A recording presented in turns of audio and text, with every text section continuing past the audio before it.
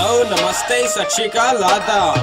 You're listening to Calgary's most popular radio, Radio Sabrang, 94.7 FM.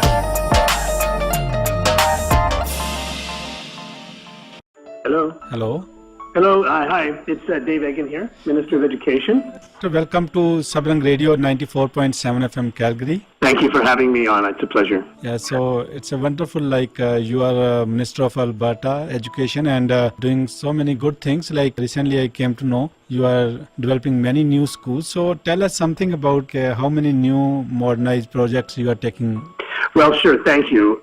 We knew that we had a shortage of schools in Alberta. The enrollment is growing quite quickly, lots of young families.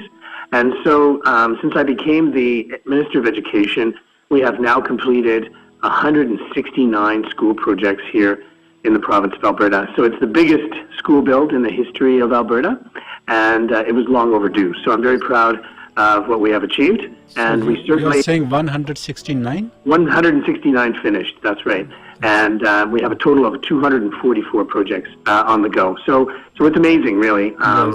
Very, very large numbers, and it's really going to help. For example, in Calgary, we have completed already 43 school projects in the last 4 years. So again, just quite an amazing accomplishment. Yes, we were hearing earlier we are getting new schools, but we never knew you are doing so many schools for Alberta in a recession economy, we are going through a recession, people are thinking how you are managing all these things. Well, you need to think ahead when you are planning for schools because, of course, children are starting when they're 4 years old or so and then going up till 18. So, you have to look past an economic downturn. And in fact, building during an economic downturn, you save quite a lot of money because you can get lower bids and there's more contractors available. So I found it was a very good time to actually build schools. And we ended up getting lots of good value as well as lots of new spaces. Yeah, because I remember I was talking to one of my friends about the NDP initiative, when you gave the contract, a bidding for the renewable energy. Alberta was getting cheapest renewable energy from other than any other provinces.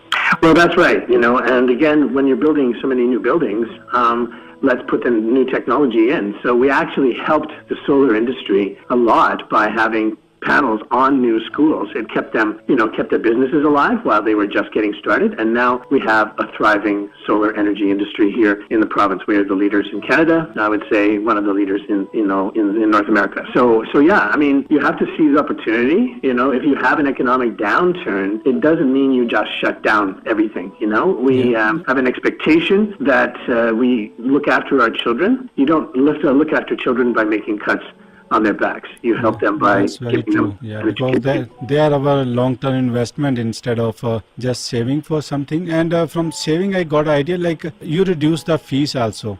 And how Alberta parents will be saving out of that? How much, any ball game? School fees, we reduced them for instructional supplies and materials and for some transportation. So, this is saving Alberta families about $50 to $55 million every year. So it's no small thing. Again, I know I have raised my family, and when you have, several kids in school, it can be quite expensive. And so again, we're trying to make life better for Alberta families, reducing school fees, building schools, and making sure education is the very best. Very good. And how people will be more benefiting because we are developing more, like you said, due to this time economy is not good downtown and we are building more schools. So how the parents will be getting benefit out of that? You are getting that education for children. You're building neighborhoods and communities as well, and so, for long-term prosperity, having the social infrastructure, which includes schools, hospitals, roads, is absolutely essential. Again, you have to think past, 1 year, 2 years, and people are making choices to invest, and people are choosing Alberta because we have that strong infrastructure and basically strong economy that is on the rebound now. It's coming back, and here we are ready to take advantage of that, ready with our kids, ready with a strong education system, and so forth.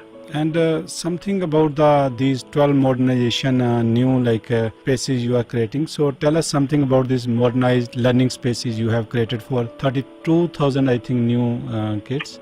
Yeah, that's, if you add up all the spaces that we've created by building that 169 schools, then that's what the 32,000 spaces are, right? And let's not forget that we have the classroom space, but we are hiring teachers and education assistants and everyone else that's needed for education too. So, this is a very positive investment, especially considering where we are. Alberta has the youngest population in Canada. It has the most urban population in Canada, and a very well-educated population too. So we aim to keep all of those things in place, and I think it was a very wise move to do that now, because here we are in 2019, well-positioned to see economic recovery and building strong community. Yeah, because my son also studying the science program, and I have talked to many friends. They want their kid to be learn science because they are from back home. They have professional degrees, most of them, and they want their kids to get into these modern technical education thing. Yeah, that's a very clever approach, right? We know that nothing stays the same, but Alberta is in a very good position to continue to lead the country economically. And to do that, we need the value-added expertise of our population, right? So again, very important decision we made to improve our curriculum, right? Building new curriculum that focuses on mathematics, it focuses on science and technology, and on strong communication skills, because we know that you need those things. Corporations tell us all the time, give us good problem solvers, give us creative people that can work together, and give us strong basic skills for the workforce. So again, I will make no apologies for investing in education. You spend $1 in education, and I think you get 10 down the road in the future. Yeah, for sure. That's very good. But Mr. Kenny's viewpoint is different than you. MLA Kenny said cuts will hurt, and how it will impact your education. Well, the best thing we can do to protect ourselves is to make sure that Mr. Kenny does not win the next election. He talked about taking our curriculum and shredding it, right? Very childish and very political. He talks about cutting teachers and cutting infrastructure. We need more schools, right?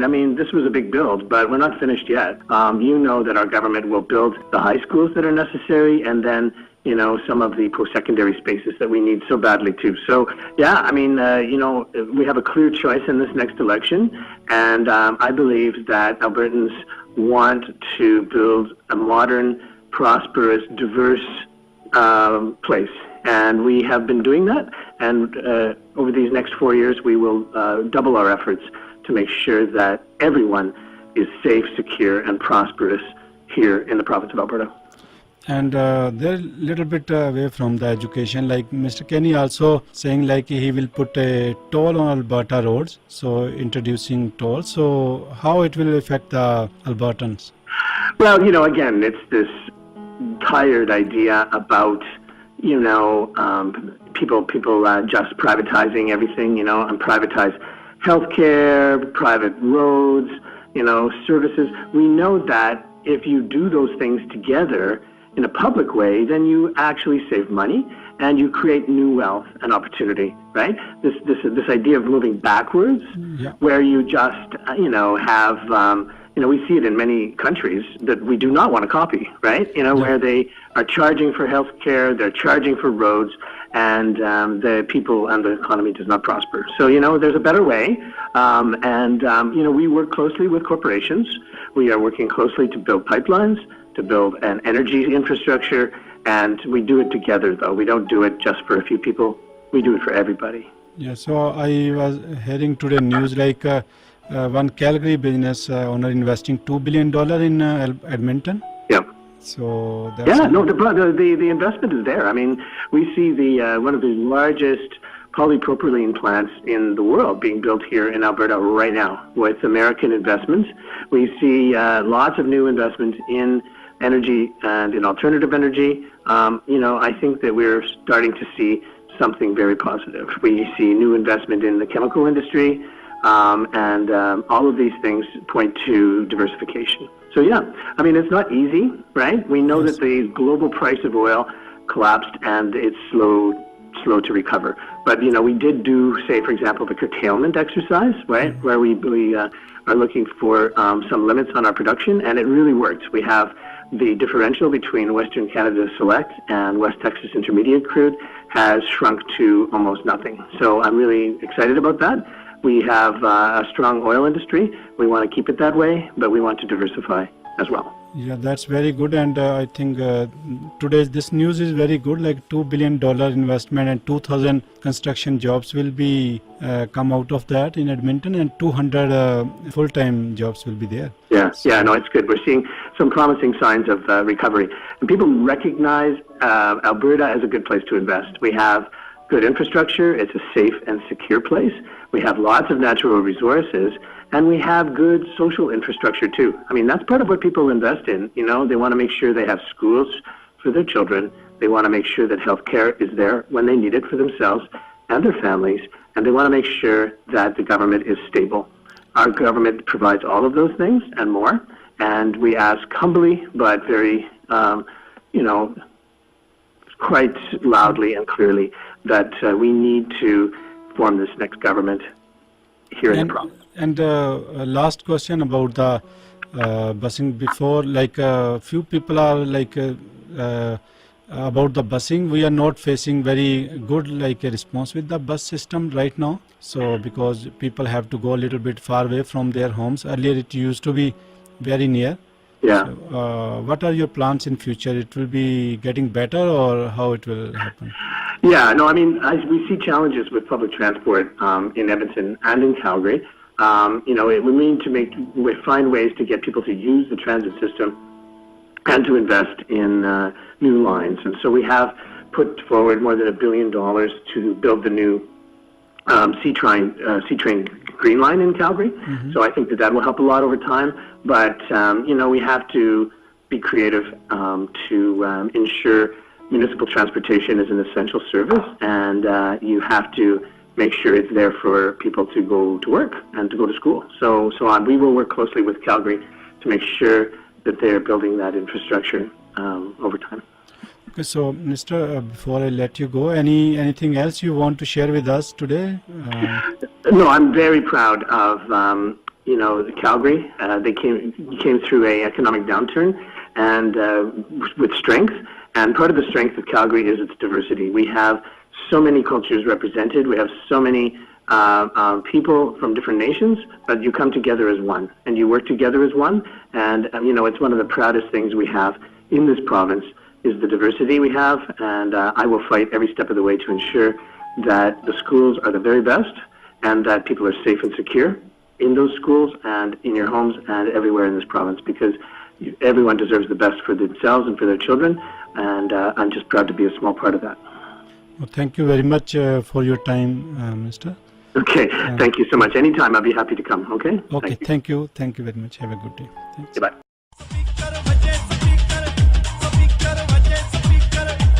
This is Sabrang Radio 94.7 FM. Sabrang Radio, Navitaram.